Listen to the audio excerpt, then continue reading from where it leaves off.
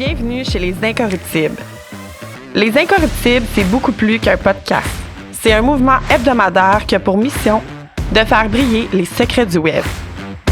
Ici, on va t'aider à secouer tes idées, briser les chaînes du conformisme et te lancer vers une définition du web totalement différente de tout ce que tu as déjà vu jusqu'à maintenant. Ici, on se contente pas de suivre les tendances, on les questionne. Que tu sois un créateur de contenu, un entrepreneur en ligne, un assoiffé du web ou que tu souhaites apprendre et t'inspirer, ce podcast est pour toi. On jette par-dessus bord les mythes de la réussite, on plonge dans les coins sombres du web pour comprendre les opportunités cachées et on démystifie les idées préconçues pour te montrer la réalité rafraîchissante de l'entrepreneuriat moderne. Alors installe-toi, branche tes écouteurs et participe avec nous à la transformation du web, un épisode à la fois. Bon show! Cheers, Cyn! Hey, cheers! Nouvel épisode, petit indice par rapport à ça. Petit indice. Faut que j'arrête de dire petit. Inside raconte. OK, ben dans le fond, c'est que les Québécois disent petit absolument à tout et moi, je trouve ça hilarant. Quand tu regardes, tu prends vraiment le temps d'arrêter puis d'entendre les gens, tout est petit. Et moi, je dis toujours petit depuis qu'elle m'a fait réaliser ça me fait capoter. Ouais, les Québécois, on aime ça, minimiser tout. Super épisode avec Samuel Baudry. Que j'ai découvert sur TikTok. Je l'ai découvert à travers la pandémie comme bien des gens par son petit côté humoristique. Et j'aime vraiment l'épisode d'aujourd'hui parce que tu vois son côté drôle qui veut, pas qui veut, mais qui parle beaucoup, son côté entrepreneur, son côté authentique aussi, transparent. Ouais. Puis j'aime beaucoup le fait qu'il parle de son expérience en prison. Ce qu'il a forgé aujourd'hui, ses expériences, l'excès. Il y a tellement plein de notions dans cet épisode-là. Mais il a tellement vécu, tu sais, quand même des grosses affaires, puis il a tellement développé une résilience, puis quand ça aurait pu, justement... échouer ou que certaines personnes juste abandonnent, mais tu sais, lui, il a trouvé... Puis il est arrivé plein de choses, justement, que vous allez découvrir au fur et à mesure de l'épisode. Il est arrivé plein d'embûches, entre autres avec ça ici aussi. Ouais, c'est de voir, ça, c'est son entreprise. Ouais. Puis il a été fin de me donner des petits drinks à boire. Puis je vais attendre demain pour la boire parce qu'un vendredi soir, c'est pas une bonne idée pour moi. Mais ouais, fait que c'est le fun de voir sa résilience puis de voir aussi comment il a pu retourner n'importe quel challenge en opportunité. Fait que c'était vraiment inspirant. C'est vraiment cool.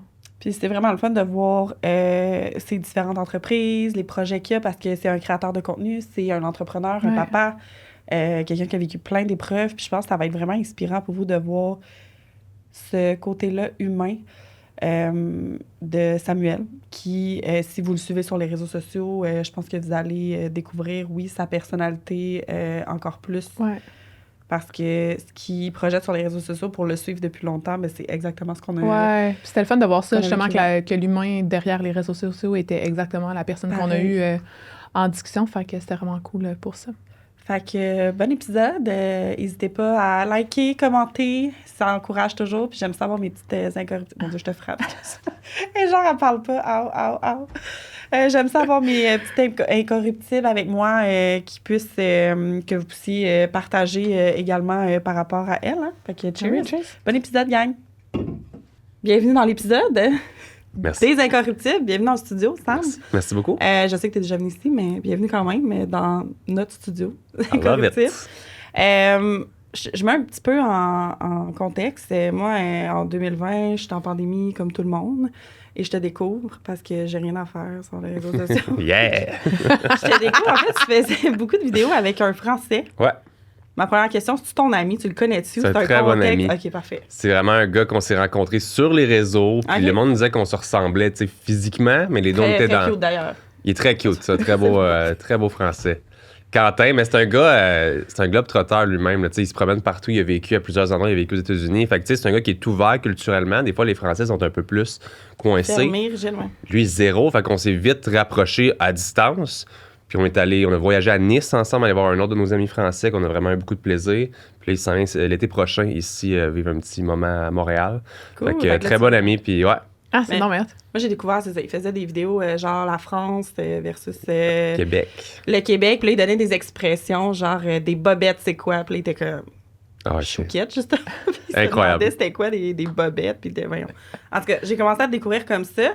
Puis j'aime vraiment ça parce qu'à un moment donné, tu as parlé d'une histoire que tu as vécue un petit peu plus difficile. Ouais. Je voyais que tu étais entrepreneur. Fait que c'est sûr que les temps aussi, j'avais envie de te suivre un peu.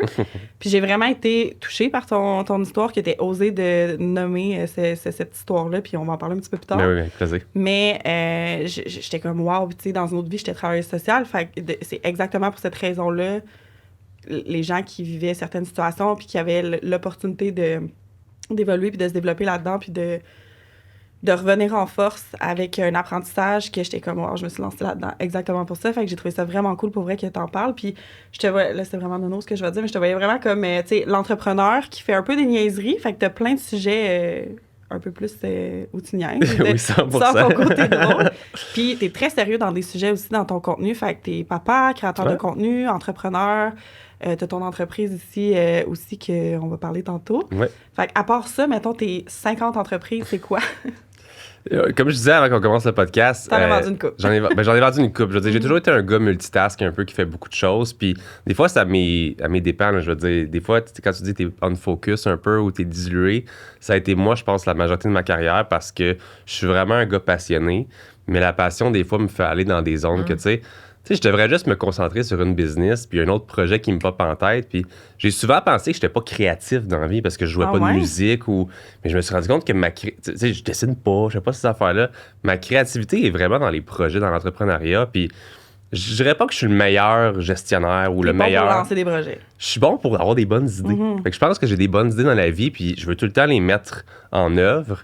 Des fois, au dépend d'autres projets que je devrais mettre 100%. Fait que là, ça, je disais avant de commencer, je suis en ménage en ce moment dans ma vie parce que je suis dans une partie équilibrée de ma vie. On en parlera si vous voulez. J'ai été excessivement déséquilibré dans le passé.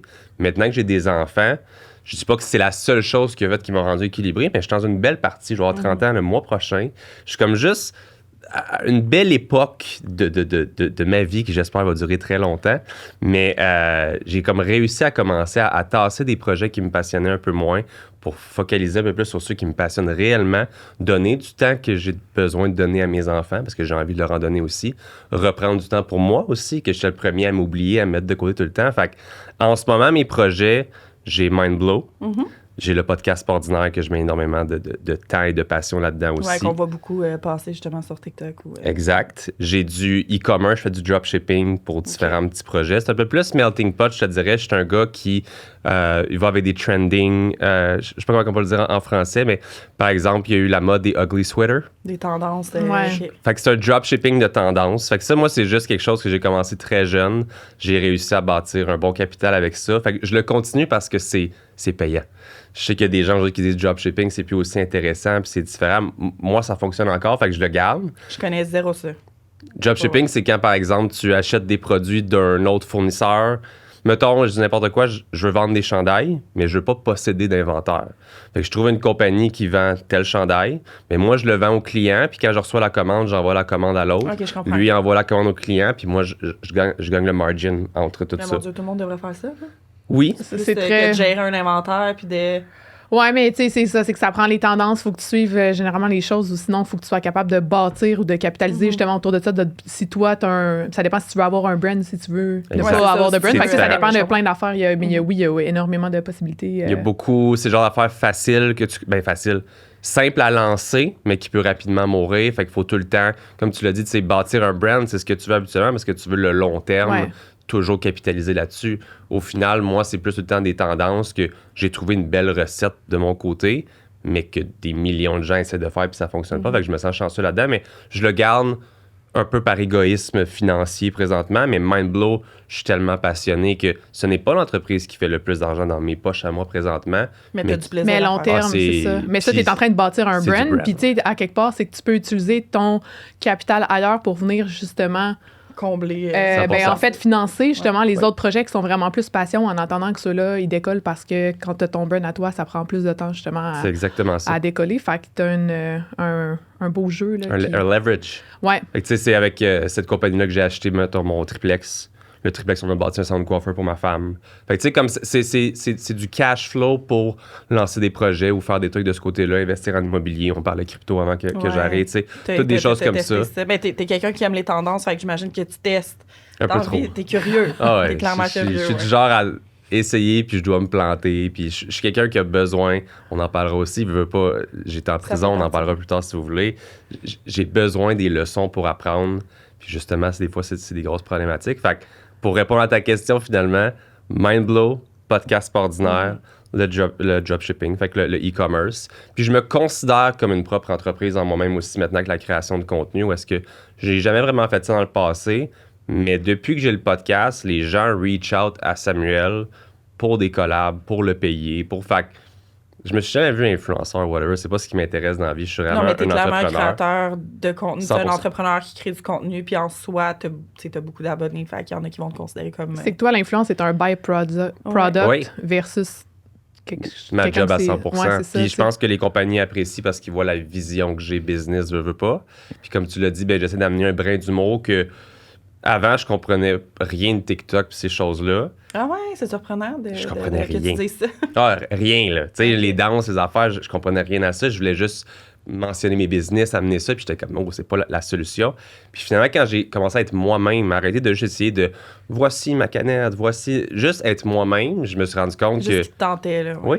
Ah. Puis j'ai un gros background de théâtre du secondaire. Fait que j'ai retrouvé ce plaisir-là à faire des petits sketchs, retrouver le côté drôle de Sam qui, des fois, ne paraît pas à travers les compagnies ou autres. Fait que j'ai beaucoup de plaisir dans tout ça. J'essaie de pas trop me perdre là-dedans non plus pour pas être on focus sur le reste de mes projets. Mais j'ai beaucoup de plaisir dans la création de contenu depuis 1 an, je dirais. Mais c'est quand même bon parce que, tu sais, mettons, je prends moi comme exemple, je connais pas tout le monde, mais moi, mettons, c'est le côté drôle qui m'a attiré, je vais dire comme ça, vers ton compte. Puis après ça, là, tu sais, j'ai découvert les autres facettes de toi, puis ça a juste comme continué comme ça, mais j'imagine que les autres, c'est peut-être vice-versa, d'autres concepts. Fait que je pense que c'est quand même une bonne façon de construire une page de création de contenu. Comme on l'a dit tantôt par rapport à un brand, je pense que c'est vraiment ça, où est-ce que j'essaie tellement de construire les brands en tant que tel des compagnies, puis c'est une excellente chose à faire. Mais je me suis rendu compte que j'étais souvent mon propre brand ambassador aussi. Je suis mon ambassadeur de marque. Mais sans travailler sur moi, c'est dur de l'être. Fait que maintenant, je travaille sur Samuel comme étant une business aussi. Tant mieux si ça rapporte de l'argent. Mais c'est pour le bien des entreprises aussi. Parce que si Samuel est plus connu, même si j'ai pas besoin d'être une vedette ou quoi que ce soit. C'est une notoriété qui se transfère après. Et voilà. Veux pas. Puis, tu sais, il y a une différence entre un brand de produit puis un brand personnel aussi. Puis, mais les deux peuvent coexister ensemble. 100%. Exact. Puis, t'as nommé quelque chose à un moment donné, parce que, oui, j'ai écouté plein de vidéos. T'as nommé que, je pense que tu faisais une vidéo farfelue aussi, où pendant 6 ans, t'as bâti ta communauté sur Instagram, puis t'étais à, je sais pas, 2000 abonnés ou 5000 abonnés, puis sur TikTok, ça s'était vraiment développé. Y a-t-il une vidéo, un concept, quelque chose qui a fait en sorte que... France versus Québec. Okay. Mais l'algorithme était différent. Tu sais, je veux dire, à ce moment-là, totalement. Je suis sur Instagram depuis les tout débuts, que genre, j'étais un petit chico dans le monde du fitness. Une de mes contenus que je viens de vendre, c'est Projet Physique. C'est ma compagnie de fitness coaching, mon gym. Ça faisait 8 ans que je voulais. Parce que là, t'entraînes plus des gens ou t'es plus là-dedans. Là, okay. Ça fait des années que j'entraîne plus, mais j'avais encore comme une grosse équipe là-dedans. Mais j'avais tellement perdu la flamme que je t'ai rendu moi-même la pomme pourrie de l'entreprise. Comme je causais des problèmes par mon manque d'intérêt, ma passion était ailleurs. Mes employés perdaient confiance ou whatever, les clients me voyaient plus autant. Fait que j'ai dit, il est juste temps que je passe à autre chose. Ça a été dur moralement parce que c'est cool de dire que tu as un gym, mais c'est de l'ego. C'est de l'ego mal placé. Peut-être de l'attachement aussi. Tu as quand même bâti quelque chose. Puis là, t'es comme, je laisse aller, mais... Tu sais, je l'ai vécu avec... j'ai travaillé avec une entrepreneur qui a des gyms, justement, puis qui a d'autres concepts, puis elle a laissé aller son premier bébé, son gym, puis c'était comme...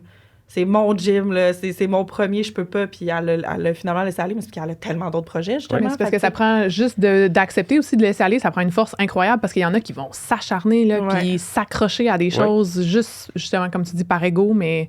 C'est quand même beau que tu aies eu la conscience de dire, pour mes clients... je laisse aller, puis... Sans te mentir, on peut l'aborder aussi. J'ai commencé du mentorship depuis peut-être 4-5 mois. Okay. Ça a pas mal coïncidé avec juste... J'avais déjà dans ma tête l'idée que j'étais plus faite pour ce milieu-là. J'étais plus attaché, j'étais plus ça. Financièrement, ça me rapportait même plus grand-chose parce que même si l'entreprise avait un gros chiffre d'affaires, c'était délégué à 99,9%. Tu sais. C'est pas un milieu que si t'es pas impliqué, tu vas faire un bon résiduel ou de l'argent. C'est pas de l'immobilier. C'est pas assez intéressant. Puis aussitôt qu'il y a une problématique, ça coûte cher. Surtout si t'es plus passionné. Oui, fait que j'étais comme... En parlant avec mon mentor à ce moment-là, c'est là qu'on s'est rendu compte que c'est ça le boulet que je traînais. C'est ça qui me rendait on focus sur tout le reste. Parce que même si j'y travaillais pas beaucoup, c'était toujours dans ma tête. Puis aussitôt que ça allait mal, mes sources de stress, tout ça, mes dépenses par mois, c'était ça. Fait que conjointement de discussion, on en est venu à l'idée que ce serait mieux que... Tu sais, moi, j'avais poussé à rien, mais j'ai pu prendre conscience que c'était mieux pour moi de mettre ça de côté, de le vendre à quelqu'un. Puis après 8 ans, quand tu as une entreprise, tu te dis hey, « je vais la vendre pour des millions ». Puis ça n'a malheureusement pas été le cas. Même que c'est pas intéressant, la vente que j'ai faite. Mais ce que ça m'a fait... Ce que ça m'a libéré... Comme pression, là, ouais. C'est incroyable. Puis c'est pour ça que je te dis que depuis... Ça vient d'être terminé, là, en janvier, la vente du gym. Mais je suis, mettons, sorti du gym depuis au moins septembre 2023. Que, tu sais, j'ai encaissé des mois de pertes à pu faire rouler le gym, plus rien. Fait que même si je perdais financièrement, mentalement, émotionnellement, j'étais mieux. Oh, mais ouais. moi, mon compte, il faisait ça. Mais au niveau de ma tête, j'allais mieux. Au niveau de mon focus sur les projets, ça allait mieux parce que je me rendais compte que c'était ça qui me retenait. Ah, c'est fou, hein? Ouais. Mais ça, on le réalise souvent pas. Non. Mais justement, comme entrepreneur, des fois, on focus tellement sur comme plein de projets. Puis là, on sait qu'il y en a qu'il faut laisser aller, justement, où c'est comme... Puis tu sais, il y a une loi du temps là-dessus. Là. Oui, il y a un focus sur le biais 20%. cognitif aussi qui nous empêche de faire ça des fois. Quel genre? Sunk cost fallacy. C'est un biais cognitif qui state que plus tu investis de temps et d'argent, plus c'est pénible pour le cerveau de laisser aller un projet proportionnellement à tout ce que tu as investi dedans parce que ton inconscient le voit comme une perte. Ça fait du sens. Fait qu'il y a du monde, justement, qui vont s'acharner quand, dans le fond, ils devraient juste laisser aller, mais parce qu'ils sont comme, mais j'ai tellement mis de temps là-dedans, j'ai tellement mis d'énergie, j'ai tellement mis de... Puis, dans le fond, ils sont juste pas capables, justement, d'accepter que c'est... Ça ressemble à la situation que j'ai vécue. Malheureusement, c'était ça, parce que j'ai tellement travaillé fort là-dessus. Puis au final, tu te dis j'abandonne, parce que c'était vraiment ça le mot. Ouais. Là. C'était pas cool, quelqu'un va prendre ma place, puis l'équipe reste en place. Puis c'était techniquement comme une fermeture. Ouais, c'est ça. C'était cool pour la personne qui achetait d'avoir un gym prêt, des années de leads. Tu sais, c'était comme un clé en main incroyable. Non pas avec une équipe et tout, mais le potentiel pour le prix que la personne a payé, incroyable. Fait que, pour venir à ta question de la création de contenu, qu'est-ce qui a fait un gros boom? Instagram, ça a toujours été du fitness. Puis j'étais comme, le monde me suit pour le fitness. J'étais un gars de tout le temps en chest, puis tout le temps ci, puis tout le temps ça. Puis avec les années, je me lassais de ça aussi. Parce que des fois, ça m'arrivait d'être moins en shape. Puis là, j'avais des enfants, puis ma réalité changeait aussi. Puis je perdais ma passion de ça. Fait que c'était Sam B. Baramba Fitness, mon Instagram user. Puis je suis comme, Sam, il est même plus dans le fitness. Il s'entraîne, il prend soin de lui, mais j'étais dépersonnalisé par rapport à ça. Fait que quand j'ai commencé à faire TikTok, au début, c'était n'importe quoi. Ça avait rapport au fitness. Je testais, mais je comprenais pas. Puis je le faisais, puis j'étais comme, ça pogne pas. Puis on était en pleine COVID, puis je faisais des workouts à la maison, puis j'étais comme, asti que c'est lame. Puis mon YouTube était quand même gros à ce moment-là, avec beaucoup de français. J'avais fait des vidéos en français sur l'entraînement, puis YouTube, c'est très français, très Europe. Ouais, eux, ils l'utilisent vraiment beaucoup, plus dans leur quotidien, ouais. J'avais comme peut-être 7000 abonnés en France ou dans ce genre-là. Fait que c'était cool. J'avais une communauté un peu française. Puis quand j'ai dit à mon ami français, Quentin, j'ai dit, hey, on fait-tu un France versus Québec? J'ai vu ça passer un moment donné. Puis j'ai dit, on le fait, ça va être drôle. On est tellement les deux comme le même genre de personnalité. Puis quand je l'ai mis sur TikTok, c'est devenu viral. Ma première vidéo a pogné 2,1 millions de vues. Quand même. C'était très drôle, c'est vraiment drôle. C'était la vidéo sur les bobettes, quand on parlait des bobettes. Puis que c'était tellement drôle. Puis c'est juste devenu un concept que j'ai répliqué pendant des semaines et des semaines. Mais c'était que ça. Que ça, mon compte. Puis à un moment donné, ben, j'ai trouvé un peu d'assurance, comme j'ai dit. Pour faire autre chose, puis... D'être moi-même, de faire des petits gags, de faire des petits trucs. Puis au-delà de ça, juste de parler à caméra. Puis les gens, on dirait, ont été à l'aise avec moi, ont bien reçu. Et ça a été jusqu'à mentionner le fait que j'ai déjà été en prison. Puis de là, découler le podcast Sportsnet. Quand est-ce que tu as ressenti le besoin d'en parler, justement? T'as-tu une pression de comme, oh my God, là, je commence à être connu, le monde va le voir, vont peut-être le découvrir? Quand j'ai été en prison... Ça fait-tu longtemps? J'avais 22 ans, je vais avoir 30 ans. Sans ça. J'ai été arrêté à 22 ans, mais j'étais en prison, je pense, c'était à 23. Tu sais, je suis sur le bord d'avoir mon pardon, si on le dit comme ça, pour le 7 ans. J'étais déjà dans le monde du fitness, je me tenais pas avec des bonnes personnes. Il y avait de la vente de stéroïdes, des affaires dans ce genre-là. Pour dire une histoire rapide, j'ai un agent double qui est devenu mon client en entraînement, qui m'achetait des stéroïdes et qui finalement m'a demandé plus. Je lui ai trouvé plus, donc je me suis fait arrêter pour ça. Et je me suis fait arrêter pour trafic et complot ici et ça, comme si j'étais le big shot, et j'ai eu 10 mois et demi de prison. T'as fait 10 mois et demi ou? J'ai fait 2 mois. 2 mois. On appelle ça le 1/6e au Québec. OK. Fait que je suis sorti pour bonne conduite. Après ça, j'ai eu probation. Puis j'étais pas avec ma femme lorsque j'ai été arrêté la première fois, mais lors de mon incarcération, j'étais avec ma femme depuis seulement 6 mois, je pense, environ, ou un petit peu plus que ça. Fait que, tu sais, c'est tout récent. Elle vient d'emménager à la maison. J'ai toutes mes paperasses, mes trucs. Puis quand je m'en vais là-bas, tu sais, je suis pris entre 4 murs pendant 2 mois. Puis tu ne sais pas si ça va être 2 mois. Mon 1/6e, c'est si tout va bien. Peut-être que c'est le tiers. Peut-être que c'est le 2 tiers. Tu le sais pas, là. Fait que ça a été super stressant, puis tout. Puis à ce moment-là, j'avais déjà Projet Physique, ma compagnie de coaching. Puis sans vous mentir, on a passé ça un peu sous le silence après. Ça a plus passé comme si Sam avait besoin d'un break, mini-dépression, whatever. Ouais, c'est ça, puis vous n'avez pas parlé à Non. lunch.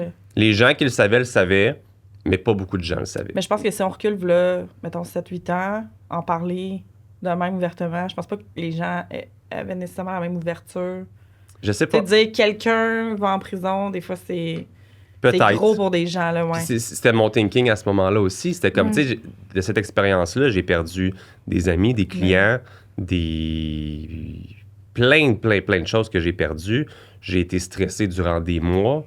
Je mangeais plus, je perdais du poids. Tu sais, comme, ça a tellement été gros, mais comme que je dis tout le temps quand les gens m'en parlent, je suis comme, ça devait arriver. Comme, le wake-up call a été fait la journée de mon arrestation. Non pas comme quand j'ai fait la prison. Parce que les procédures ont duré 1 an et demi, je pense. Fait que quand je me suis fait arrêter, ça a été un coup de poing sur la gueule. J'étais comme, oh my God. Mais c'est clair. Puis en plus, là, j'imagine que tu as su l'agent 2, etc. C'est comme J'ai d'autres... tout su. Oh my God. Puis là, tu te rends compte que t'es pas avec des bonnes personnes, Non. que les gens que tu prends pour idole ou whatever, pourquoi tu fais ça? C'est pas des gens, c'est zéro qui tu veux être ou whatever. Les gens avec qui tu tiens habituellement, ce n'est pas ce type de personne-là non plus. Fait que j'ai fait un 360. Je me suis super concentré sur mes projets, meilleurs amis, ma femme tranquillement pas vite dans le décor aussi. Mais j'ai eu la conséquence finalement quand même. J'ai pas eu le choix d'y aller. La juge me disait, je t'enverrai pas en prison, mais si je fais ça, il y a quelqu'un qui le mérite réellement dans une couple d'années qui va utiliser ton cas comme jurisprudence. Ah ouais, c'est ça. Fait qu'elle dit, j'ai pas le choix. Elle dit, tu as besoin d'une sanction disciplinaire. Puis dans les règles au Québec, c'était 10 mois et demi dans ce que j'avais fait. Puis je pense que j'ai écouté ton épisode justement avec ta femme, puis si vous voulez brailler, vous pouvez Allez l'écouter. voir ça. Allez voir ça sur le podcast. Mais je pense que vous pensiez pas justement là, que tu allais faire de la prison, que tu allais en faire de façon à la maison. Ou, On pensait que c'était à la maison. Ouais, On pensait que j'aurais eu sursis à la maison, puis que ça aurait été tout. Puis c'était comme, tu sais, j'ai un bon environnement, j'ai ma femme à la maison, ma famille, je suis super proche. Ma mère est gardienne de prison.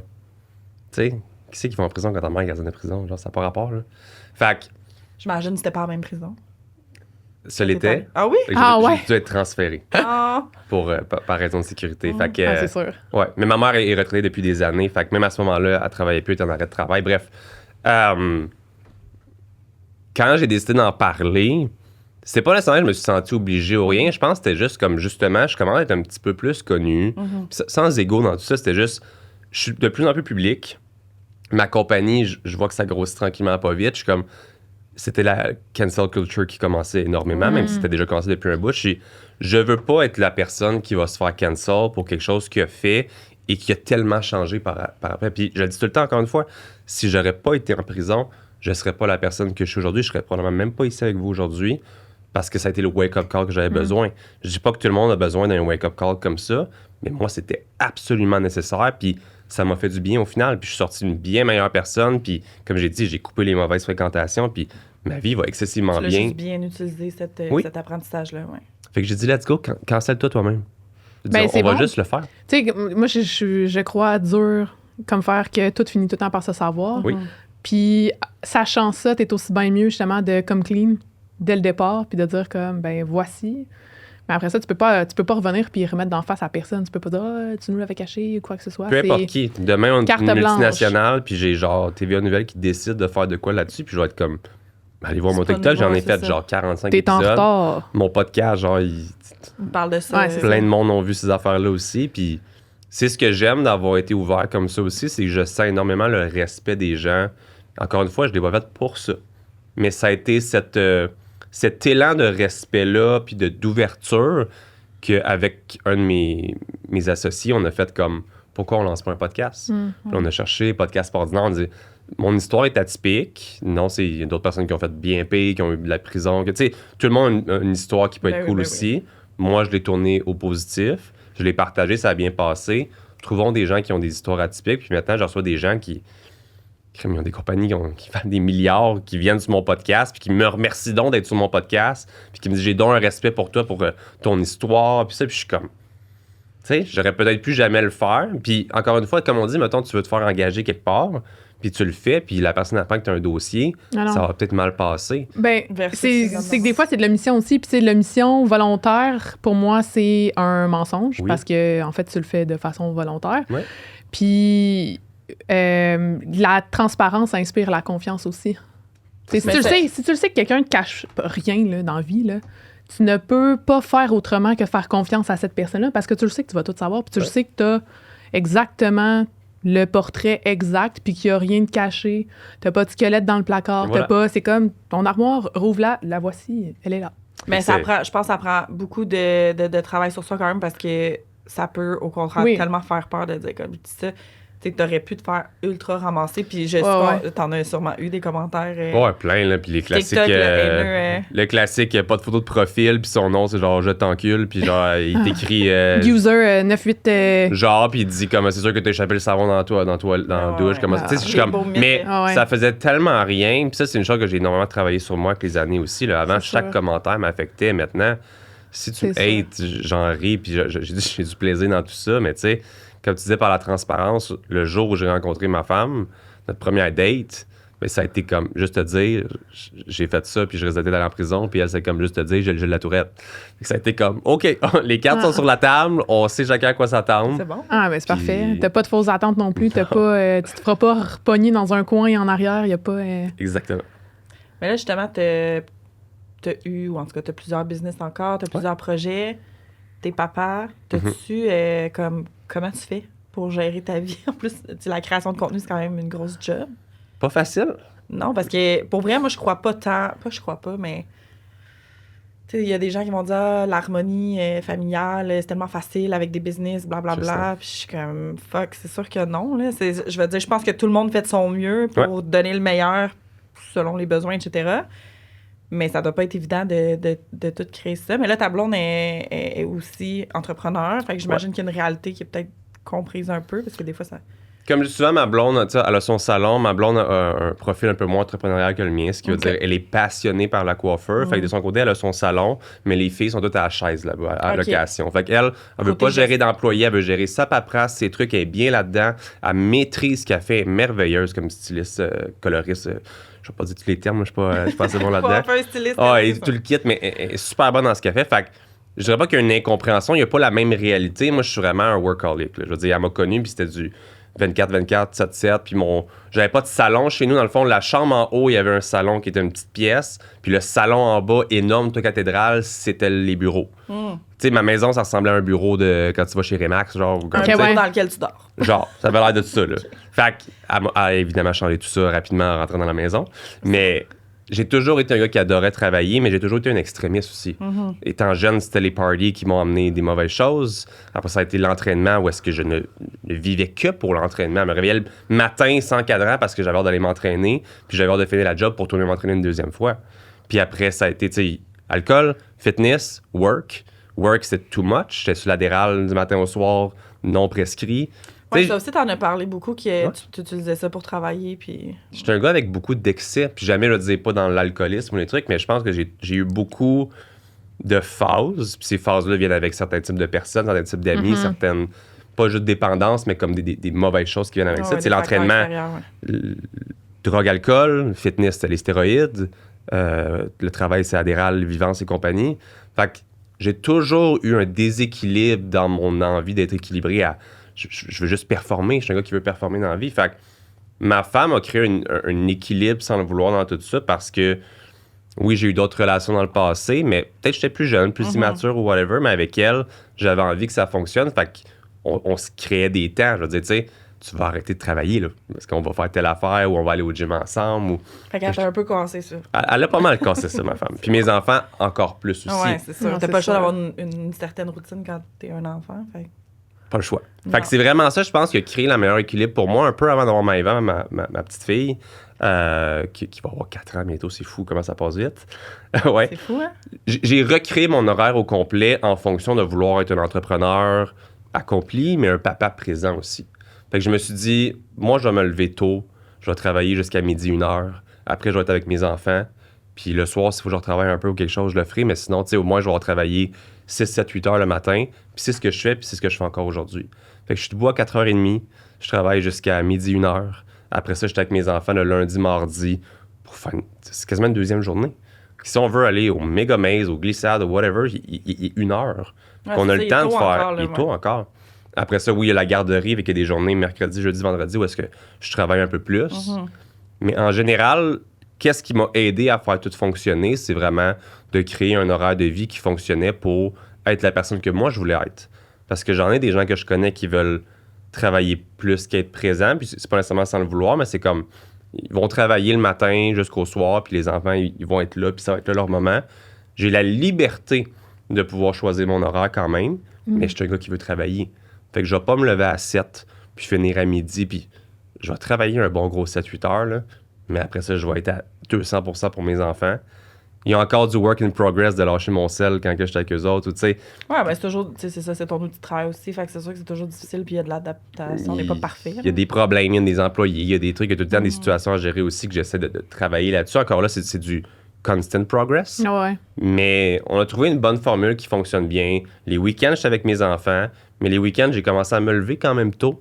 Puis des fois, ben c'est soit un moment plus pour moi, pour écrire un peu, pour lire un peu, pour, tu sais, parce que ça aussi, j'essaie de me prioriser. Depuis que j'ai mon mentor aussi, on en parle beaucoup. Si tu t'es pas à 100% pour toi-même, comment veux-tu te donner à 100% pour les autres gens autour de toi? Fait que j'essaie de cultiver beaucoup ça. Mais sinon, ben j'aime ça me lever tôt. Je suis un morning guy, j'aime ça être devant mes affaires, travailler un peu, même si c'est juste de la paperasse ou des petits trucs. J'aime ça, je suis dans mon élément. Puis par la suite, ben, j'ai du bon temps avec mes enfants. Fait que je pense vraiment là, c'est la structure qu'on a besoin. J'aime ça entendre ça. Ouais, c'est ton mot préféré. Ça vient avec ces difficultés de, tu sais, il y a des gens qui veulent faire des meetings avec moi à 1h l'après-midi, le soir ou whatever. Tu sais, en ce moment, on est ensemble, on est le soir, vendredi. Oui, je fais des exceptions. Puis oui, mes partenaires, des fois, j'essaie d'en prendre un peu plus pour dire, tu sais, je comprends que toi, j'ai des partenaires qui sont à Miami, ou tu sais, ils ont une réalité de vie différente que je comprends que tu veux qu'on s'appelle à 1h. Fait que une semaine sur 2, ce sera ça. Là, ce sera 1h, un mercredi qu'ils entrent dans la garderie, fait que j'ai le temps. Mais l'autre prend sur toi, lève-toi un peu plus tôt, on va s'appeler à 9h. C'est pas parce que t'as une structure que t'es pas flexible non plus à travers ça, puis t'es... T'as pas le choix. On T'es rigide, l'oublie c'est souvent, ça. là. Mais j'aime ça ce que tu dis parce que je l'ai un peu vécu juste en t'invitant ici. Tu sais, moi, je le fais plus la fin de semaine parce que je job temps plein et tout. Puis t'étais comme, oh non, tu sais, moi, la fin de semaine, c'est vraiment mes enfants. Puis j'étais comme, oh my God, c'est sûr que moi, je respecte ça à 100%. Puis je pense que c'était dimanche passé. Tu sais, moi, j'étais comme, c'est dimanche, en tout cas, bref, il y a une journée dans la fin de semaine où je gérais tout le podcast. Puis j'étais là, OK, c'est ça, blablabla. Puis je t'ai envoyé, puis tu m'as comme juste répondu plus tard. Ah, désolé. Puis j'étais comme, non, c'est bon, tu m'as dit la fin de semaine, mes enfants. Puis je trouve ça cool parce que tu te respectes dans ces limites-là. Puis c'est. J'essaye de plus en plus, puis de moins dire oui un peu aussi, tu sais, je veux dire. L'art de dire non. C'est pas facile. Non, c'est pas facile. Puis ça vient avec peut-être l'expérience de business un peu aussi. Ouais. Puis tu sais, je pense qu'en même temps, ça inspire le respect. Parce que tu sais, je veux dire, il y a des gens, quand tu leur dis tout le temps oui, okay, ça j'aime ça, on va le dire. Ce que j'ai le plus appris depuis que je suis en mentorat, c'est ce que tu tolères, c'est ce que tu vas avoir. Ouais.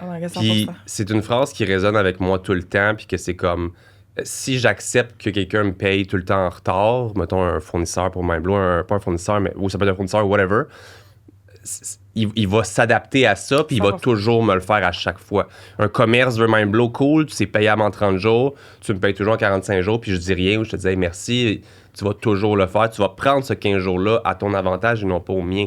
Fait que j'ai vraiment décidé de le faire aussi, puis c'est la même chose pour les gens qui veulent m'interviewer, qui veulent juste me parler, qui veulent... Tu sais, il y a des gens, des fois, qui m'écrivent comme si ils pensent que j'ai toujours le temps de répondre ou whatever, puis j'ai juste appris de dire, de répondre, mais de dire, tu sais, aujourd'hui, je peux pas te répondre, je suis avec les enfants, whatever, on se parle lundi, telle heure, ou d'essayer de créer juste un respect de mon horaire pour tout le monde, puis étrangement, les gens me respectent, on dirait, encore plus avec ça. Oui, mais c'est normal. Ouais. C'est normal parce que c'est un respect qui est transposé, puis...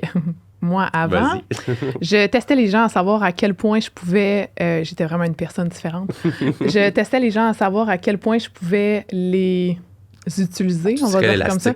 Ouais, je serais Comme ton l'élastique. dark side. Ouais, j'étais vraiment pas la même personne. Puis plus tu es capable de marcher sur quelqu'un, puis souvent, quand tu vois les personnalités fortes, c'est ça, souvent, c'est plus tu es capable de marcher sur quelqu'un, plus tu vas continuer de marcher sur cette personne-là tant que la personne ne se lève pas debout puis dit comme c'est assez. Puis là, tu fais comme, oh, OK, il se passe quelque chose là. Puis ça l'instaure le respect, mais comment tu veux, sinon, les autres aient un respect envers toi si toi, tu n'en as pas envers toi-même? Tu donnes littéralement aucune raison à l'autre personne de te respecter. C'est juste vraiment difficile parce que je pense être vraiment une personne excessivement empathique puis toujours prioriser les autres avant moi. Toujours. Tu sais, mes enfants, ma femme, mais aussi les gens alentour de moi. Fait que pour moi, dans cette décision-là de toujours dire oui ou ces choses dans le passé, si je me disais, je me donne tellement pour ces gens-là, je te donne. Il y a la petite, tu donnes, tu vas recevoir un moment donné ou quelque chose. Ouais. Que tu penses. Pas tout le temps. Ben, c'est exactement un ça. espoir, c'est pratiquement jamais. Malheureusement, c'est ça quand même. Fait que tu te dis, tu veux être un people guy, fait que tu veux tout le temps donner aux autres, puis tu te rends compte, mon Dieu, le nombre de fois où mes employés je pensais que mes employés tripaient sa compagnie autant que moi je tripe sa compagnie, mais c'est pas leur compagnie, c'est ma compagnie. Fait que tu te rends compte que c'est normal qu'ils donnent pas leur 200% comme toi tu le donnes. Eux autres, ils attendent leur chèque normal ou de whatever. Fait que je l'ai appliqué de plus en plus à essayer d'avoir moins de tolérance, toujours de façon passive. Je suis un gars passif, je suis un gars relax, je suis pas un gars violent, je suis pas un gars agressif. Mais de me faire respecter là-dedans puis de dire, tu payes en 30 jours, c'est pas compliqué. C'est l'exemple qui me vient à l'esprit en ce moment, mais c'est que ça arrive régulièrement des gens, surtout quand il y a question d'argent, évidemment, de pas laisser l'élastique être tiré jusqu'au bout ou jusqu'à péter, parce qu'après ça, tu perds des relations, tu perds un client, tu sais, c'est la même chose en couple aussi. Tu as énormément de concessions à faire envers ton copain, ta copine. Mais si tu tolères tout le temps certains comportements, certaines choses... La personne va juste en prendre un peu plus tout le temps, puis ça va éclater. Non. Fait que, j'ai vécu aussi dans des collaborations où tu parlais de paiement, là, c'était comme difficile d'être payé, puis là, le 30 jours, il dépasse, puis là, t'es comme, OK, ben je comprends, tu sais, puis c'est correct. Puis là, après ça fait 2 mois, 3 mois, 6 mois, puis là, t'as plusieurs factures qui s'accumulent, puis là, c'est comme toujours, c'est qu'à un moment donné, c'est ça, tu te fais pas respecter, mais tu te respectes pas toi-même là-dedans, puis il faut que tu mettes ta limite, mais là, c'est dur, parce qu'il y a l'émotion qui rentre là-dedans, des fois, c'est... Oui, il y a la nuance aussi entre la excuser puis la compréhension, puis souvent, parce qu'on comprend, quand on est empathique, quand on comprend d'où est-ce que les gens viennent, on a facilement plus tendance à excuser les gens quand c'est pas parce que je peux comprendre, mais ne pas accepter cette situation-là, mais souvent, on fait pas la nuance non plus entre les deux. Il y a des amitiés qui se brisent à cause de ça, il y a des relations qui se brisent surtout pour l'argent, mais tu sais, j'en ai des gens en ce moment qui... aussi. Ben oui. J'ai des gens en ce moment qui me donnent de l'argent puis que c'est des gens que j'apprécie plus qu'un client ou quelque chose. Puis je suis comme... Je suis encore en work in progress, moi aussi, parce que ça fait longtemps qu'on me donne de l'argent puis des trucs, puis je suis pas capable d'aller jusqu'au bout parce que elle est où la limite? C'est ça, est-ce qu'il faut que tu te là, fâches ou est-ce que... Tu sais, puis te fâcher, c'est quoi le degré? Puis c'est... Fait que je suis encore en travail sur moi là-dedans parce que c'est pas facile. Puis la ligne est mince entre t'es quelqu'un de mean qui comme...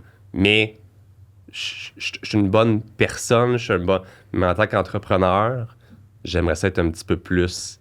je vais pas dire froid, mais comme cold-hearted. Je vais dire en anglais comme ça, comme... On est en business, là. Fait qu'on parle d'argent, on parle de trucs comme... neutre par rapport à... factuel. Ouais, 100%. Puis le pire, c'est qu'il y a tellement de gens qui posent cette question-là. Tu sais, mettons, je suis en affaires, je suis avec des collaborateurs. Là, ça fait une couple de fois, j'envoie mes factures, je suis pas payée. Ça arrive énormément, là. Surtout moi, je vois plus en ligne, là, mais dans le travail en ligne, c'est incroyable. Les non-paiements, puis comme je sais pas quoi faire avec ça. Puis là, je l'avertis une fois, j'ai envoyé une facture 3 fois, puis là, j'ai toujours pas de nouvelles. Puis il y en a, là, plein qui payent pas. Puis tout, ça, c'est un facteur... énormément. Très omniprésent, je dirais, Puis, comme créateur de contenu, je voulais revenir un peu sur ce concept-là, parce que moi, ça me fascine, les créateurs de contenu. Tu fais ça depuis longtemps, sur Instagram, etc. Tu disais que tu le faisais différemment, mais j'imagine que tu consommais beaucoup aussi. Oui, quand même, j'ai toujours été excessivement présent sur les réseaux. Fait que depuis, comme je disais, début d'Instagram, j'ai été là. 2012. Ouais, pas mal ça. Je te dirais, Projet Physique, j'ai lancé ça en 2015. Puis j'étais quand même parmi les premiers coachs, c'est dans le temps de Marc Fit, ces choses-là, qui étaient très... présent en tant en vidéo. Marc Fit, ça me dit quelque chose. Il était plus sur YouTube. Okay. Ouais, mais je le suis depuis des années. Il n'est pas plus comme aux États-Unis. Il est partout. C'est Ouais, quelqu'un c'est qui a ça, mais été rapidement. C'est un Québécois. ouais. Il a été rapidement partout. Puis moi, je me suis lancé quelques années après lui, mais dans la même optique de dire je vais faire de la vidéo. Je vais retrouver mon côté théâtral que j'ai eu avec mes années de secondaire, de faire du théâtre. Puis je me suis dit, moi, juste partager des trucs et devant la caméra, inspirer confiance. Puis c'est là que j'ai compris le pouvoir de la création de contenu depuis, tu sais, en 2015, ça fait quasiment 10 ans, là. Oui. Mais de dire que cool, moi, je vais être un coach. Puis déjà là, tu sais, je voulais être un coach en ligne. Je commençais à faire un site web puis des trucs. Puis je me dis, comment quelqu'un peut avoir confiance en moi pour venir dépenser de l'argent pour que je l'entraîne ou acheter un service ou c'est pas juste en postant des photos ou de quoi qu'il va savoir je suis qui pour l'entraîner. Fait que la vidéo, puis c'est ce que j'ai toujours enseigné. J'ai eu des gens en coaching de marketing, mais j'ai eu tous mes employés, etc. Quand tu fais une vidéo, les gens voient t'es qui, voient ta personnalité, voient comment tu parles, voient comment tu ris, voient... Toutes ces choses-là, c'est des petits trucs qui se rajoutent à est-ce que tu es bon dans ce que tu fais, est-ce que tu es performant en tant que coach, mettons, dans notre niche à nous autres. Mais c'est ce qui faisait que les gens venaient vers moi parce que j'étais motivant, puis j'avais une grande gueule, puis je parlais, puis si t'aimes pas ce que tu vois, c'est parfait, tu seras jamais mon client anyway. Tu m'as évité une rencontre en personne à perdre 1 heure, peut-être que ça fonctionne pas après. Tant mieux, ouais. T'as juste vu une vidéo, tu m'as mis out, parfait, c'est génial. Toutes les autres qui ont aimé ça, qui vont continuer à cultiver à voir en fait mon contenu, let's go, on lâche pas. Fait que j'ai toujours fait de la création de contenu vidéo depuis des années, mais axé sur mes business. Toujours axé sur mes business. Je faisais moi, en tant que Samuel, fitness. Mais c'était des workouts, c'était des trucs par rapport à promouvoir projet physique. C'est jamais comme Sam, l'individu outside du fitness, il n'existait pas. J'avais des stories, j'avais du storytelling de ma famille, mes trucs. T'sais, avant même que j'avais ma famille, c'était ma blonde ou mes ex ou ma vie.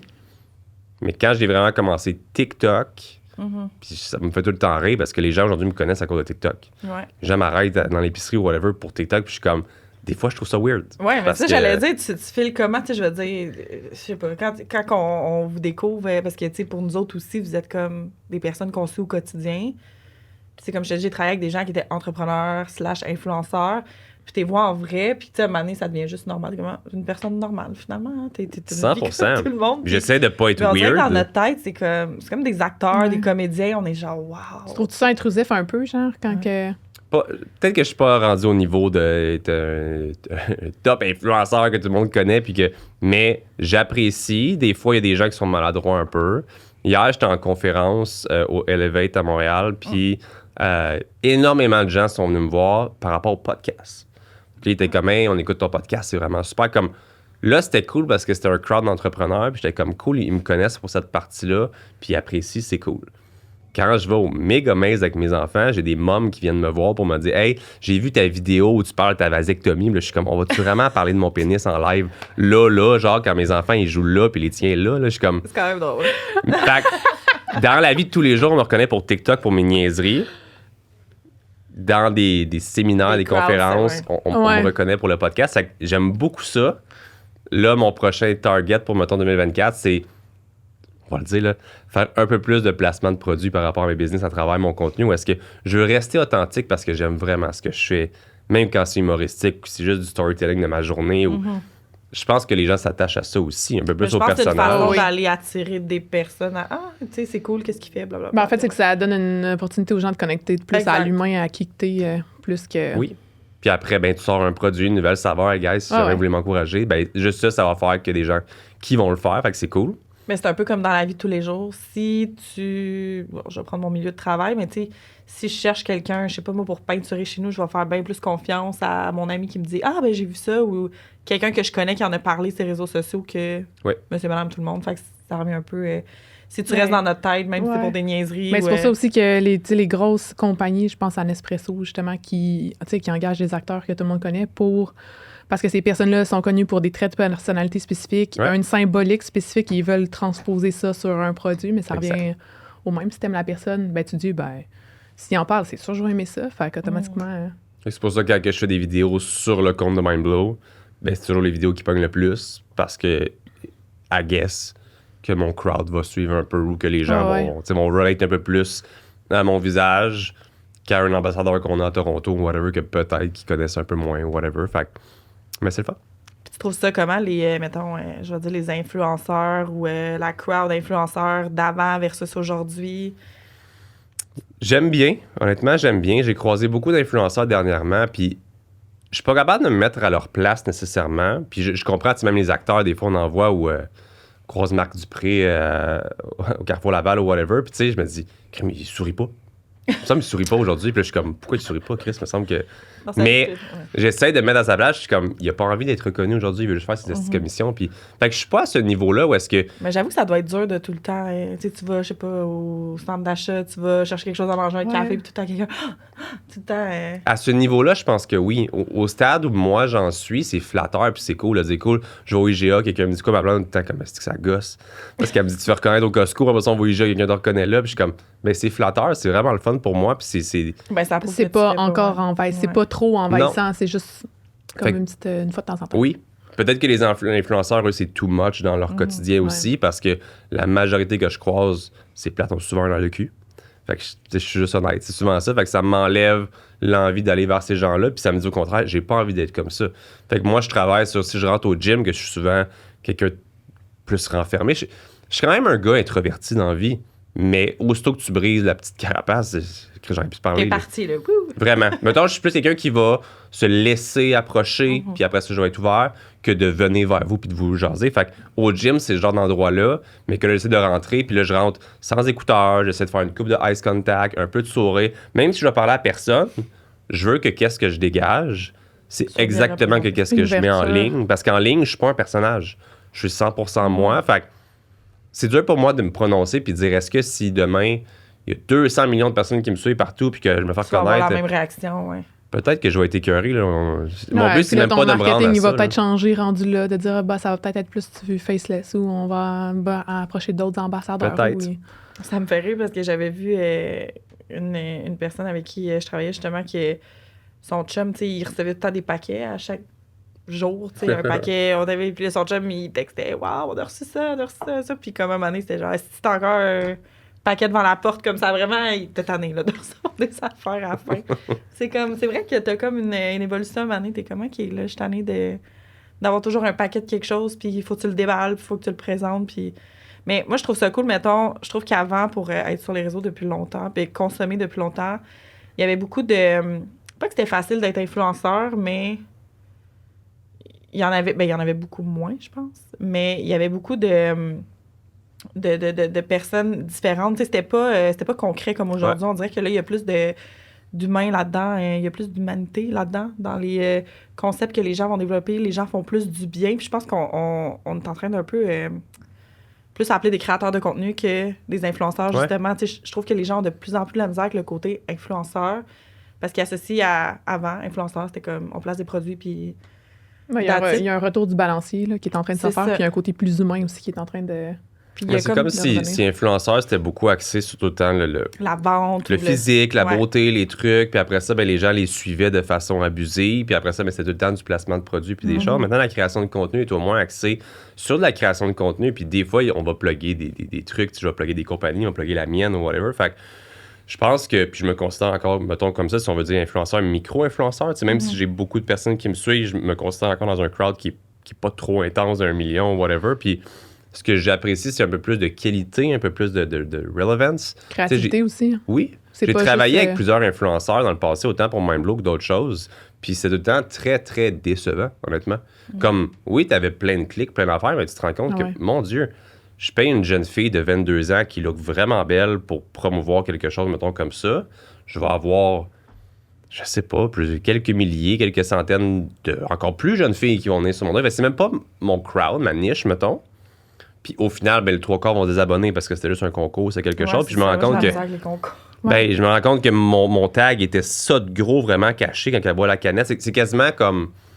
Tu sais, je t'ai payé un bon montant quand même. Y a-tu une manière que le 3/4 de ton story, ce soit mon tag, genre? Ouais, c'est Parce que le but, c'est que tu parles de mon tag, pas juste qu'on te voit toi boire la canette. Oui, c'est toi que je voulais pour le faire, mais pas trop de subtilité. C'est comme j'ai besoin que... Fait que c'est là que je me rends compte que, comme tu l'as dit, il y a une espèce de shift en ce moment où la qualité est vraiment plus ça. Les gens font les affaires drôles, intenses, des beaux concepts. C'est des gens l'intentionnalité aussi que tu vas mettre là-dedans. Puis, tu sais, moi, je suis copywriter, fait que les mots puis la vente par les mots, c'est un peu mon dada. Puis, je l'ai remarqué, là, à un moment donné, les influenceurs, c'est les pires vendeurs. Puis, c'est comme, t'as aucune accroche, t'as aucun hook, t'es pas capable de catcher l'attention, il y a pas de... Tu sais, c'est vraiment juste...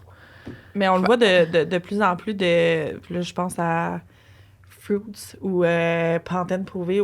On sait très bien que tu l'utilises pas, ce produit-là, puis tu le vois, là, les gens le nomment, là, sont comme boring. Je pense qu'il y a une certaine crowd d'influenceurs qui va plus utiliser...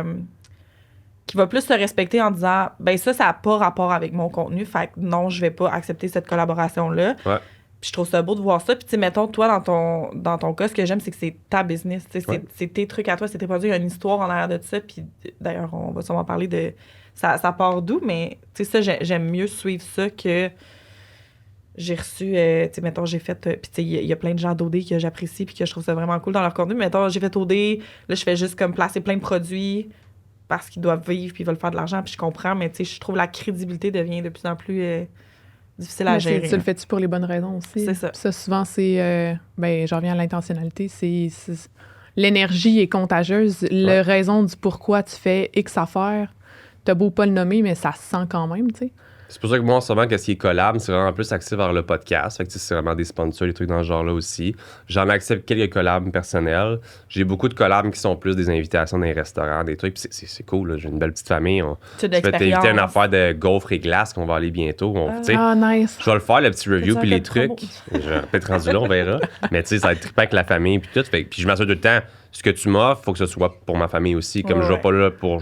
Ben, t'en fais profiter. Ben, je suis pas là juste pour le faire. Je suis pas là juste pour faire l'influenceur qui va prendre son cornet, puis ça va être cool pour qu'est-ce qu'on veut faire pour ta marque si je suis avec ma famille. Si je suis tout seul, ça va être cringe. Tu sais, comme là, en ce moment, je vais en faire une bientôt, mettons une collab pour une affaire de produits pour les cheveux puis la barbe. Parce que c'est zéro mon crowd, c'est zéro. Ben, je veux dire, j'ai beaucoup d'hommes qui me suivent, mais de l'autre côté, j'ai des compagnies en Turquie. Qui vont faire yes, m'acheter ça à mon chum. Ben, j'ai des compagnies en Turquie qui m'écrivent pour me dire si je veux des greffes de cheveux parce que je perds des cheveux. C'est pas pour rien que je me chapeau aujourd'hui, là. Fait que je suis comme, je vais faire une vidéo en riant de ça, en disant comme, il y a des compagnies qui m'écrivent pour ça. Je vais plugger la compagnie, puis ça va être drôle, puis ça va être cool. Mais ce sera pas une vidéo de moi qui arrête de faire mon morning routine ou comme, c'est pas moi, ça. Je vais toujours être moi-même, puis ça va être authentique, puis ça va être. Fait que c'est pour ça que j'en accepte pas beaucoup. Mais quand je le fais, je veux que ce soit à ma sauce, puis à mes trucs, puis tu sais.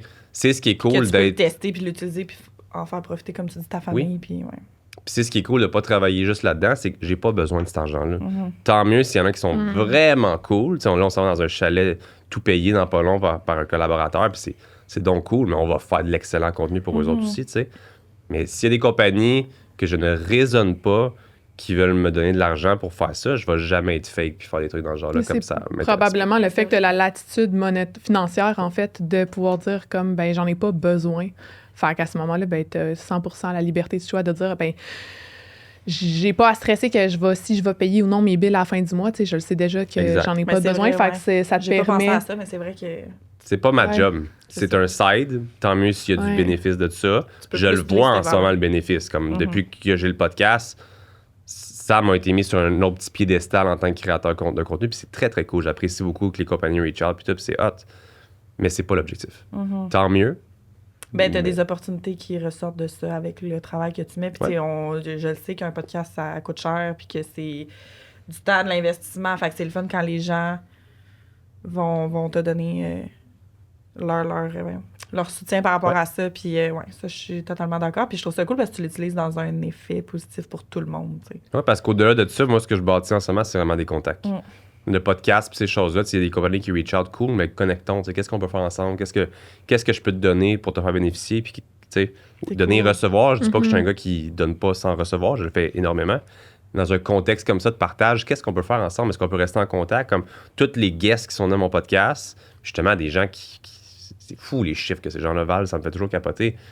Mais j'ai leur numéro, puis on va prendre des cafés, puis on va souper, puis on reste en contact. Puis je sais que ça va m'offrir des opportunités peut-être dans le futur pour d'autres choses aussi. Fait que ton cellulaire vaut cher. Ouais. C'est ça? Mon cellulaire va pas payer cher. C'est bon, ça? OK, ouais, mais c'est quand même, tu sais, comme juste un peu comme pas du réseautage, mais... Oui. Networking, 100%. Ouais. Puis je l'ai jamais fait. Puis depuis que j'ai le podcast, ça a tout changé. puis je me suis rendu compte que j'aurais dû le faire bien avant. Peut-être que je n'étais pas dû pour faire ça. Puis du réseautage, pour moi, de juste aller voir du monde puis passer des cartes d'affaires, non, je suis pas comme ça. Là, on connecte, on parle pendant 1 heure, tu sais, mais avec vous, on va rester en contact. Pour moi, c'est important. Puis chaque personne a je vais dire son utilité, mais je trouve ça un peu quelque chose à déprimant. Mais là, sa sauce là, à apporter son grain de sel à mettre dans une histoire ou quoi que ce soit. En tout cas, moi, je suis parce vraiment... que tu sais jamais qu'est-ce qui peut arriver. Tout arrive pour une T'sais, raison. Peut-être que dans 1 an, tu vas genre trouver un distributeur incroyable pour un autre. Tu dis, hey, Sam, c'est arrivé comme ça, j'avais bu ta canette. Puis, je sais pas. Je trouve juste que. Non, mais c'est bon parce que je gère une. Mais c'est parce qu'on pense souvent Hein? savoir, mais des fois, les liens vont venir down the line, puis tu fais comme, oh my god, je l'aurais jamais vu venir parce que telle personne, puis c'est arrivé par en arrière de. Ouais. Je sais pas combien. Je parlais du ripple effect tantôt. Ouais, des fois, mais- c'est ça. On s'arrête quand notre cerveau pense tout le temps à ce qu'il connaît. Fait qu'il arrête au premier chemin, quand dans le fond, c'est le 3e bond qui va revenir par en arrière. Puis, tu sais, le monde, ils sont comme, ah, mais ouais, mais non, ça sera pas utile. Puis, je suis comme, mais qu'est-ce qui dit pas que telle affaire va pas t'amener tel truc, tel. Puis là, ils sont comme, ah. Ah. Mais c'est parce qu'on prend pas le temps. C'est ça. Le cerveau va naturellement vers ce qu'il connaît Ouais, c'est sûr. parce que c'est impossible de savoir 100%. ce qu'on connaît pas. Fait que. Non, j'allais dire, j'ai cofondé une entreprise en ligne avec mon meilleur ami qui est coiffeur, artiste, éducateur en coiffeur. Fait qu'on a comme une plateforme qui s'en vient justement pour tous les coiffeurs, etc. Fait que, tu sais, on va parler à ta blonde, mais Ben oui. viens course. donner des petits cours avec. Of course. J'avais envie de parler de ton entreprise, justement. C'est un nouveau projet. Ouais. Mais il y a une histoire en arrière de ça. Oui. Raconte. Mais comme je disais, tu sais, l'adéral pour moi a été un poison pendant peut-être plus d'1 an à juste, disons-le, être pété du matin au soir à essayer de travailler. Puis c'était vraiment C'était ça. vraiment pour travailler. Là. Ah ouais, tu voulais c'était- comme être high tout le C'était long. malsain. Ça t'aidait-tu? Oui. Je cherchais tes conseils. Ah, vraiment, là, c'était... ben, C'est un outil bon pour moi. Non, c'est pas vrai. c'est pas un outil bon pour toi, ça fonctionne réellement, mais au détriment de ta santé. de ta santé, de ton... Tu sais, tu manges plus, t'es antisocial. Ah tu sais, non, c'est tu fais de l'anxiété. Ouais. Mais tu l'as dit le mot pété, là. T'es Ouais. littéralement. c'est de la drogue, disons-le comme ça. Là. Fait que j'ai cherché des alternatives, puis je suis tombé sur les nootropics en ligne, puis je commandais des produits, des suppléments, c'est des suppléments naturels, des États-Unis. Puis quand j'ai commencé à faire ça, j'ai fait, mon Dieu, c'est vraiment comme un café boosté. Là, comme, je ressentais quasiment les mêmes effets que l'adéral, mais sans l'espèce de perte d'appétit, le high, j'avais pas les pupilles dilatées, esti, puis tu sais, c'était comme, c'était juste vraiment bien, puis ça me durait pendant plusieurs heures, juste un café que, tu sais, T'as le crash, là, ouais, up, down. Fait que je me suis dit, ben, je vais en commander au Canada, parce qu'après un certain moment, je payais les douanes, je payais ça, puis Ouais. il n'y en avait pas au Canada. Il n'y en avait pas du tout. Fait que j'ai dit, ben, let's go. Je parlais à un de mes partenaires d'un Belle projet. J'ai dit, lançons-nous un projet de nootropic. Puis à la base, on a créé le supplément. OK. Fait qu'en 2021, on a lancé la version en poudre. Tu l'as encore, le supplément? ou Ouais, il je ne l'ai existe? pas amené Ok, aujourd'hui, non, mais on a non, 4 saveurs en ce moment. On est en belle Ouais. expansion. On est numéro 1 sur Amazon.ca depuis Fait que 2021. ça, tu mets ça dans ton eau. Comme un BCA, un pre-workout shake, là. ou whatever. Mais c'est vraiment axé focus, énergie, clarity, mood. C'est vraiment quelque chose pour tout ce qui est neurotransmetteurs, dopamine, sérotonine. C'est super intéressant. Puis rapidement, comme je disais, on est devenu numéro 1 sur Amazon en tant que produit énergisant au Canada. Fait que ça a super bien été. Puis on s'est fait approcher après pour lancer une version prête à boire l'année passée. Fait qu'en janvier 2023, on s'est lancé. Et oh mon Dieu, le roller coaster qu'on a eu depuis ce temps-là. Ah ouais? Supplément, c'est assez straightforward. C'est comme tu vas à Santé Canada, ça a pris comme 1 an d'approbation Oh environ. my God. C'est super C'est long. long. On s'est lancé, puis ça a bien été. La canette, un petit peu le même genre de processus, mais en fait, on s'est fait dire les canettes, c'est un aliment supplémenté. Fait que tu n'as pas besoin d'approbation, tu as juste besoin d'avoir les bons ingrédients à l'intérieur. Faut que tu t'informes en ligne, prends-toi un consultant. On s'est pris un consultant, puis il nous a dit si ta formule en poudre a un NPN, tu peux juste répliquer ça en version aliment supplémenté. Non. Ah, Fait qu'on a fait 30 quelques mille canettes. On a Oh. commencé à vendre. Notre distributeur est devenu, excusez mon terme, bandé sur le produit. Comme il capotait. Capotait. ben raide. Il capotait. Ben raide. On est monté à 500 quelques points de vente en genre 3-4 mois. Comme Ça a vraiment été populaire. Tabarnouche. on n'avait rien de franchisé. On n'était pas genre IGA complet, Maxi complet. Mais on était dans plein de backdoor, t'appelles ça. Fait que tu rentres par la porte de derrière. Puis c'est des IGA qui acceptent de te mettre, des Maxi, n'importe quel dépanneur qui t'accepte de te mettre, même sans passer par le franchiseur. Fait que ça allait super bien, les ventes allaient bien, on avait un bon recurring par mois, comme le growth était vraiment là. On a commencé à planifier l'expansion déjà américaine, comme on avait des bons contacts. Puis bam, Santé Canada nous ramasse, rappel de tous vos produits, tel ingrédient interdit, dangereux, nanana. Gros rappel. Fait qu'ils ont tous rappelé nos produits, malheureusement. Puis ce qu'on a toujours trouvé qui était un petit peu plate et incohérent, c'est que le supplément a été approuvé après 1 an d'approbation. Là. Ça a pris du temps pour étudier les nootropiques qui sont moins connus au Canada, mais vous l'avez approuvé en disant qu'il n'y a absolument aucun problème. Mais une version à boire qui est autant disponible pour le consommateur, là, c'est dangereux. Fait que tu sais, comme au lieu de juste dire que c'est illégal puis nous aider dans un rappel, vous attaquez, vous allez au front, vous faites un article, qu'est-ce que ça fait? Ton client a peur, ton commerçant a peur, crédibilité descend. Fait qu'on a tous perdu nos points de vente, mais on s'est reviré sur un 10 cents puis on a lancé une autre formule genre le mois d'après. OK. Fait qu'on a vraiment été rapide. Mais ça, c'est une belle résilience. Pas le choix. Mais là, on était dans la réintroduction. On était après l'été. C'était moins le temps des boissons énergisantes. C'est plein de choses qui se sont multipliées que 2023 a été rough, sans vous mentir. 2023 a fait genre pow, puis a fait pow, comme on parlait d'un crash. Là. C'était un crash. Puis depuis le podcast, depuis cette chose-là, les opportunités qui s'ouvrent à nous en ce moment, de gauche à droite, sont vraiment là. On recommence à être un petit peu dans plusieurs points de vente aussi. Puis on est pas mal confiant que pour, comme, disons, Q2 2024, on a des très bonnes nouvelles qui s'en viennent aussi par rapport à la distribution. Fait que ça a été un roller coaster, mais c'est cool. Ben, c'est quand même un roller coaster rapide, mettons, dans le sens que il y en a qui vont bouncer là-dessus pendant 5 ans. Ça, c'est... Vous êtes comme reviré. Ouais, mais c'est la preuve que tu crois en ton produit aussi, parce que si tu n'y avais pas cru, tu aurais juste pu... J'aurais pu give up, mais tu sais, on a fait énormément d'erreurs, on a perdu énormément d'argent, on a vraiment fait ça. On pensait selon... comment tu dis ça? Selon l'art, il y a une expression, là. Les règles de l'art. Ouais. On pensait que c'était ça qu'on avait fait. Je cherchais fort, là, j'étais comme... Ben, moi aussi, mais je l'ai eu.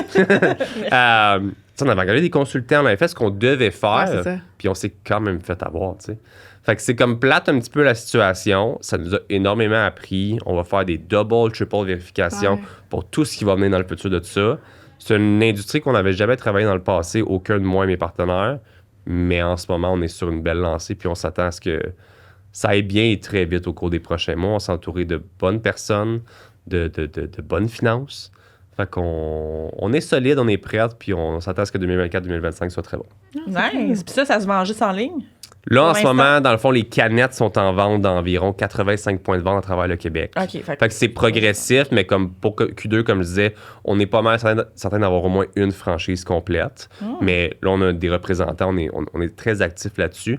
Le supplément est plus disponible en ligne. Encore là, on a d'autres belles nouvelles que je peux pas encore parler, mais qui s'en viennent super bientôt. Mais comme le supplément, c'est facile à shipper. Tu sais, Amazon, on est très gros là-dessus, fait que ça va juste bien. Les canettes, c'est lourd. On est au Canada. Le shipping est cher. Le consommateur, je les comprends, aimerait mieux en essayer une. Tu sais, je leur ship pas une canette, là. C'est 12 packs ou 24 packs. Fait que on n'est pas rendu au niveau que le consommateur est comme... Ben, on fera jamais unitaire en ligne. Non, c'est ça. Mais on n'est pas rendu au niveau où... On a quelques gens qui commandent des 12 puis des 24 parce qu'ils connaissent Mindblow puis ils aiment ça puis ils ont un rabais d'acheter un 12 ou un 24 packs versus une unité. Mais on n'est pas rendu au niveau que... Il y a 100 000 personnes par mois qui décident de venir acheter ça parce que faut qu'ils le découvrent en retail avant d'aller l'effet de masse ou quelqu'un en a entendu parler ou le brand awareness quand il va monter, ben là, à ce moment-là, ça va diminuer les risques aussi par rapport à l'investissement que le monde va faire. Fait qu'on est vraiment sur ça. C'est un work in progress, une compagnie, appelons-le encore un start-up, mais c'est vraiment cool. On dirait que j'ai toujours rêvé d'avoir une compagnie de boissons énergisantes sans le vouloir, comme je suivais des gens, des Américains qui avaient des compagnies dans ce style-là, puis j'ai fait comme... Ça a quand même été vraiment rapide, le switch du supplément à ça. Non pas sans plein d'erreurs, mais je suis vraiment passionné par le projet, puis c'est vraiment cool. Je suis vraiment motivé à travailler en ce moment. Ça paraît, c'est cool. Merci. Fait que, en gros, pour finir notre belle discussion, malheureusement... Pas de stress. Tu crois-tu en l'équilibre famille, business? Faut que tu le veuilles. Je pense que c'est vraiment ça. J'avais justement des invités cette semaine qui ont une compagnie qui ont 5 milliards en contrat de courtage, puis qui ont un garçon, puis qui m'ont dit qu'eux, dans la vie, il n'y avait pas d'équilibre, mais il y avait de la conciliation. Il y avait justement, comme tu as des compromis à faire. J'aime ça, du même, ouais. De leur côté, c'est comme l'équilibre. Il n'y en a pas d'équilibre. Il va toujours avoir des imprévus. Ton gars va être malade, whatever. Mais tu sais, eux autres, ils me disaient, eux, ils couchaient le petit à 7h30, puis après, ils allaient travailler jusqu'à minuit, puis ils se relevaient le matin. Puis... Fait que c'est un peu ma réalité en ce moment aussi. Beaucoup d'adaptation. Il y a une structure mise en place où est-ce qu'habituellement, tout va bien. Que tu la respectes dans le maximum de ce que tu peux, Mais si ma femme, Florence, me dit mercredi qu'elle a une journée pleine, puis que mon gars pogne la varicelle, c'est moi qui va prendre ça. Fait que ça va changer, mais je vais peut-être faire un all-nighter pour pas me coucher puis travailler après. Puis, tu sais, on est passionné par qu'est-ce qu'on fait qu'on va mettre les ressources pour le travail, mais je ne vais jamais laisser mon travail empiéter sur ma famille non plus. Fait que ça, pour moi, c'est... J'aurais pas de nounou, j'aurais pas de... On a une femme de ménage occasionnelle qui vient aider pour aider, parce que quand t'as des enfants, tu te rends compte que c'est tout le temps sale. Ouais, mais c'est ça tête. C'est un combat que, je veux dire, j'ai pas un 9 à 5 traditionnel, je travaille énormément, fait qu'il y a des combats que j'ai juste dit, ben c'est correct, c'est de ce côté-là. T'as le droit de prendre une charge aussi. Oui. Mais t'as choisi la bonne charge à enlever, le ménage, Ouais. c'est pas... Si je pouvais enlever le lavage, je le ferais. Si quelqu'un fait le lavage... Guys, tout, Envoyez pliage, le DM. serrage, ce qui est tout au complet. Mais, fait que c'est ça. Je pense vraiment que si tu le veux réellement, tu peux 100% faire les deux. Je comprends les gens qui veulent pas d'enfants tout de suite pour leur projet, pour leur truc. J'ai vécu énormément ma jeunesse. Comme je vous l'ai dit, j'étais extrême dans plein de choses. Mes enfants m'ont créé l'équilibre que j'avais besoin, puis sont mon why. Maintenant, c'est ce que j'aime beaucoup dire. C'est le pourquoi je fais tout ça. J'avais pas de raison de travailler aussi fort à part faire de l'argent. C'est dole, juste faire de l'argent pour faire de l'argent. Maintenant, je fais de l'argent ou juste je fais des projets pour mes enfants, pour nos activités, pour être comme une bien avec eux raison à autres. ça, là. 100%. Ah, j'aime ça. Ouais. C'est hot. Puis avant de te laisser partir, je finis toujours avec une belle question. Vas-y. Si il y avait une chose pour laquelle tu te dirais incorruptible, ce serait quoi incorruptible? C'est impossible de te faire changer d'idée. Tu mords, comment on dit ça? Tu mords ton os. Ce principe-là, ce concept-là, que ce soit dans ta vie perso, pro. Hey, c'est une très, très bonne question. Très, très bonne question. Ben, ça va revenir à ce que j'apprends en ce moment, mais que je pense que c'est l'affaire la plus importante. On a parlé tantôt ce que tu tolères. Mais il y a Les aussi... boundaries. Oui, mais encore plus loin, c'est... faut vraiment que les gens apprennent à prendre soin d'eux autres avant de prendre soin des autres un peu. Tu peux être un excellent père puis de prendre tout le temps soin de tes enfants, mais pas de toi.